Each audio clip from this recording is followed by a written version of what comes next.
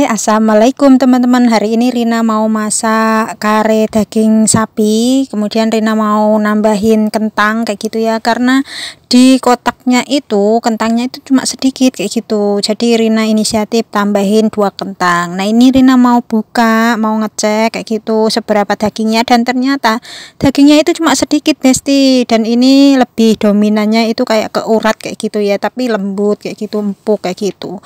Nah ini dia, ini kari daging sapi kayak gitu ya, aman jadi. Nah ini aku lanjut mau ngupas kentangnya kayak gitu ya Besti. Alhamdulillah di sini ada alat kupas kentang, jadi lebih enak kayak gitu ya. Jadi sacet-sacet kayak gitu biar cepet kayak gitu ya. Jadi aku itu cuma nambahin 2 kentang, ini udah cukup lah. 2 kentang juga udah banyak banget kayak gitu. Kare kalau nggak ada kentang itu rasanya kayak kurang kayak gitu ya kan, kayak gitu. Nah ini aku potongnya sedengan kayak gitu ya, nggak beraturan kayak gitulah, yang penting aku potong kayak gitulah, nggak kecil nggak besar kayak gitu, sedengan saja kayak gitu Besti.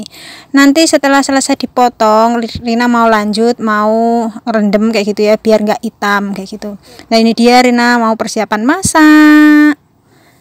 Nah ini seperti ini Besti, ini aku mau buka kemasannya kayak gitu ya. Ini tadinya mau aku sobek kayak gitu, ternyata susah kayak gitu, jadi aku inisiatif pakai alat kayak gitu ya, alat kupas tadi kayak gitu. Tapi harus hati-hati karena ini juga tajam banget kayak gitu.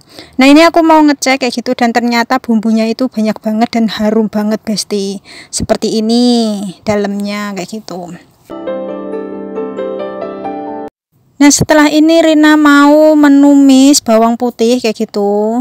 Nah ini Rina ambil wajan kayak gitu, bukan wajan guys, karena Rina nggak punya wajan. Ini ambil kayak apa sih, panci kayak gitu, ya udahlah kayak gitu ya. Jadi kalau vlognya Rina pas waktu masak kayak gitu, jangan pernah bosen ya Besti, karena di rumahnya Rina itu nggak ada wajan, adanya itu ya panci itu. Jadi merekap lah buat sup, buat masak ya pakai itu panci kayak gitu ya. Nah ini aku penasaran, masih ngecek-ngecek, dan ternyata langsung muncrat Besti bumbunya ke mataku, dan akhirnya aku kepedesan Bes.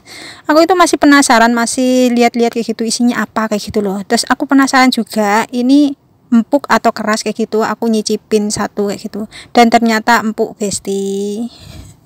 Rasa penasaranku sudah terobati kayak gitu ya, jadi udah nggak penasaran lagi. Tapi ya itu satu kotak itu dagingnya cuma sedikit sekali, lebih banyak itu uratnya Besti. Nah ini sembari nunggu minyaknya panas kayak gitu ya, Rina mau numis bawang putih Besti. Jadi Rina itu setiap masak pasti tak kasih bawang putih, rasanya kurang sedap kayak gitu ya kalau nggak pakai bawang putih Besti. Nah ini minyaknya sudah panas kayak gitu, Rina mau masukin bawang putihnya. Jadi nanti ditumis sampai harum kayak gitu ya, sampai warnanya kecoklatan kayak gitu Besti.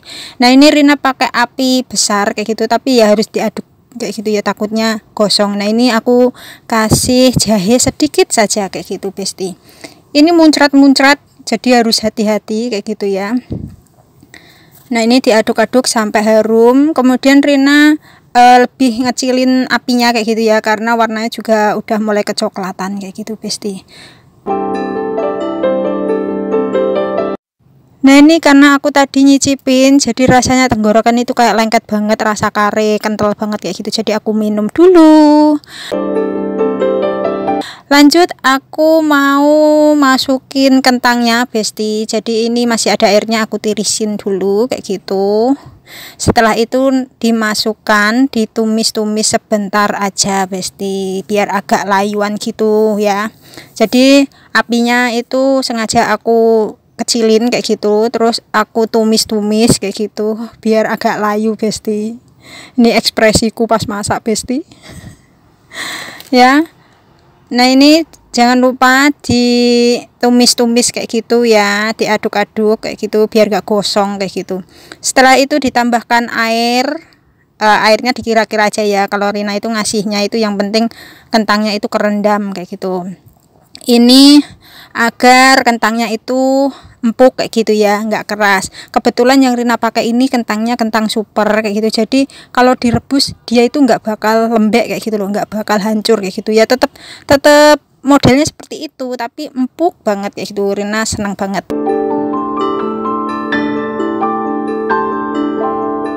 Nah ini sembari nunggu kentangnya empuk, Rina mau motongin sayur. Ini caisim atau biasa disebutnya joysam. Ini sayur kebangsaannya Hong Kong kayak gitu ya. Semua rumah di majikan pasti ada sayur ini besti. Nah ini aku buangin bunganya karena nggak tahu kenapa Rina itu nggak suka sekali kalau masak joysam itu ada bunganya. Nah ini lanjut aku tumis kayak gitu, kemudian aku masukkan daging sapinya tadi kayak gitu. Terus kemudian aku kasih air kayak gitu karena di wadahnya itu masih ada bumbu kan. Jadi dikasih air kayak gitu. Nah seperti ini harum banget, bau karenya itu mantul sekali. Jangan lupa sesekali diaduk besti biar nggak gosong kayak gitu ya. Ini aku juga ngecek kayak gitu kentangnya udah empuk atau belum kayak gitu. Jangan lupa pokoknya sekali-kali diaduk lah besti. Ini kebetulan Hong Kong musimnya dingin ya, jadi mantul banget kayak gitu. TOP banget kalau masak kare seperti ini, ada rasa pedas-pedasnya kayak gitu. Aku suka sekali.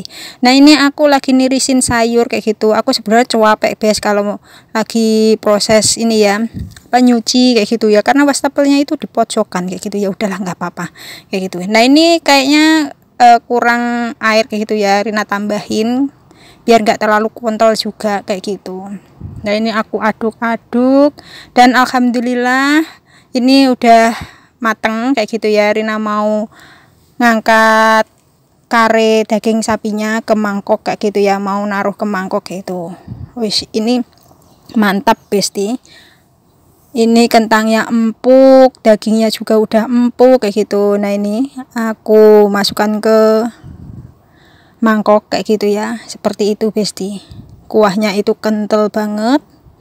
Ini cocok banget di cuaca yang dingin, Hong Kong dingin banget, jadi mantap sekali kalau menunya kare daging sapi. Selamat beraktivitas teman-teman. Rina udah selesai masak kare daging sapinya. Terima kasih yang sudah mengikuti vlog Rina. Terima kasih. Assalamualaikum, bye bye.